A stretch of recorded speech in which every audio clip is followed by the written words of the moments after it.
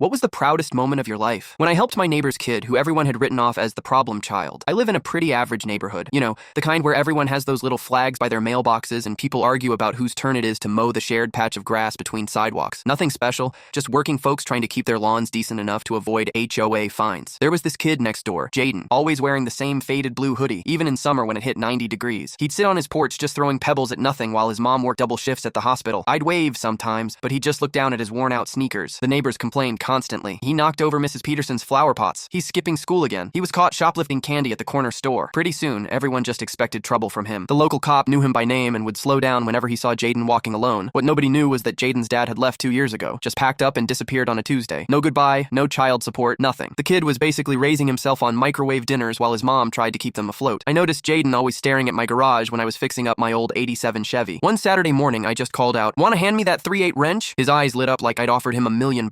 Turns out the kid was incredible with engines. Could diagnose problems just by listening. "That's a timing belt issue," he said first day before I'd even figured it out myself. He started coming over after school, hands always covered in grease, asking questions nonstop about carburetors and fuel injectors. One afternoon, I found a crumpled math test in his backpack when he went to grab a sodas from my fridge. 27% with a note saying, "See me after class." When I asked about it, he just shrugged. "Numbers don't make any sense to me. Teacher says I don't try, but I do." That's when it clicked. I pulled out the car manual and asked him to calculate the right oil-to-fuel ratio for the engine. He got it instantly. The kid wasn't dumb. He just needed things to be practical, to matter in the real world. I started teaching him math through car repairs. If this part costs $43 and we need 3 of them, plus tax at 8.25%, what's our total? Science through explaining how engines work. Why does metal expand when it's hot? What happens to gas when it's compressed? His mom cried when he brought home his first C+.